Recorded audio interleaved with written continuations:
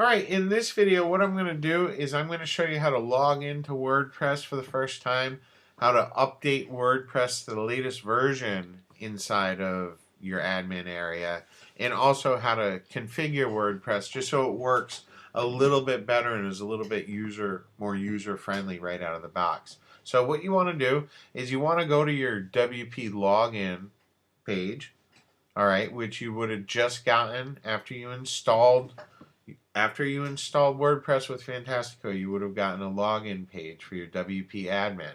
What I want you to do is go to that page and just go ahead and log in.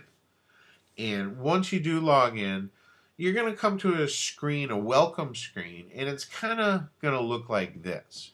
Right now, all right, this version, it's running an older version of WordPress, and you can see right up at the top here that it's giving me a warning.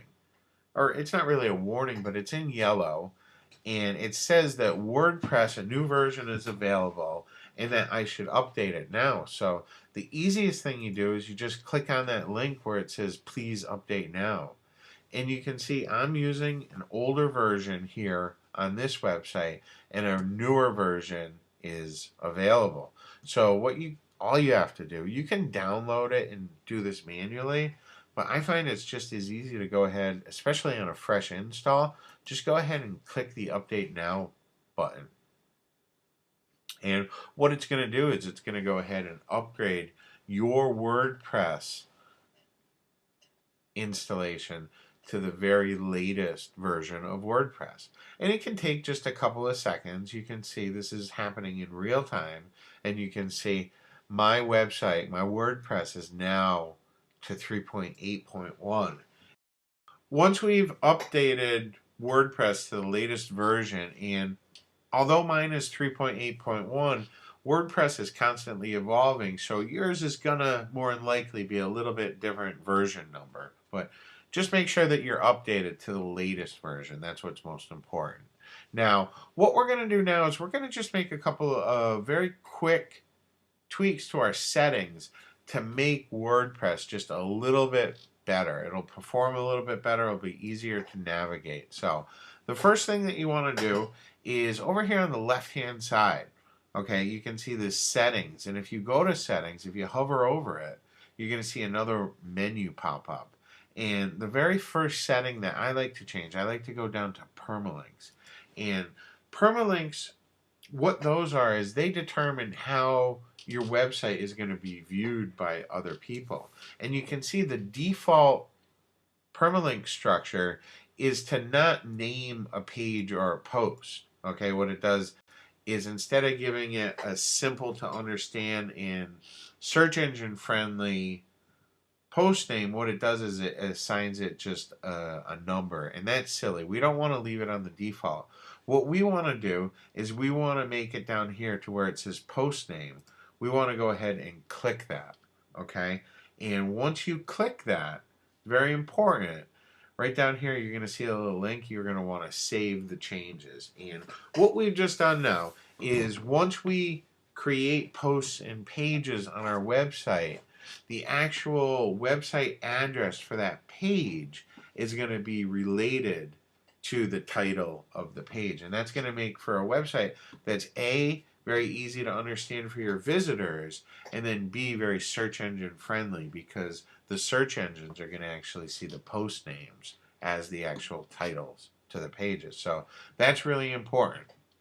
Now, the next thing that I like to adjust under settings is over here under discussion.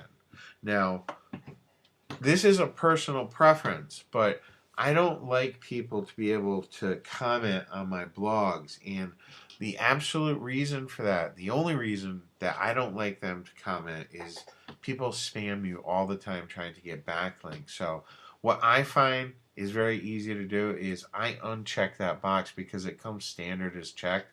I uncheck it so that people cannot post comments on my articles or on my pages or posts inside of my sites. And as you can see right here, these can be overruled on certain pages if we want. So later on when we create a post or a page, if we do want people to be able to leave a comment on there, we will be able to to go ahead and manually select that on each page. So I like to just go ahead, keep that unchecked. That's very important for me.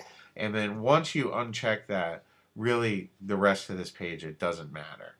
And what I want to do is just go down to the bottom here and click on the link that says Save Changes.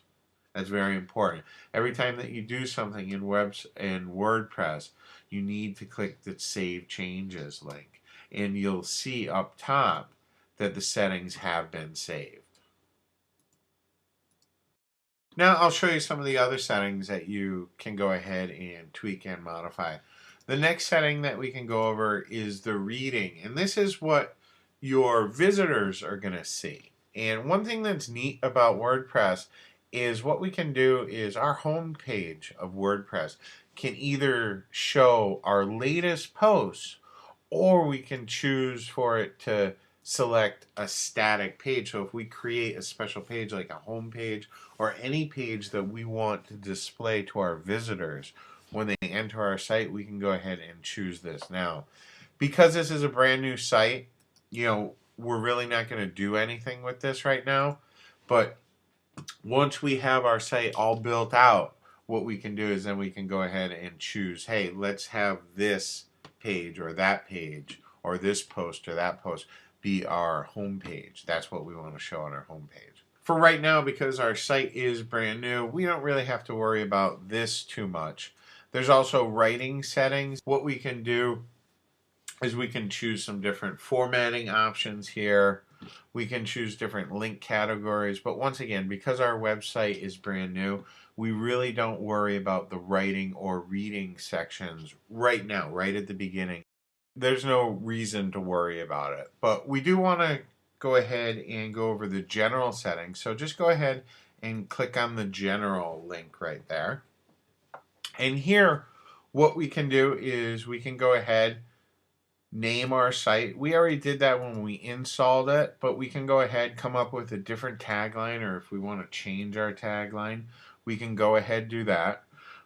Here we have our WordPress address.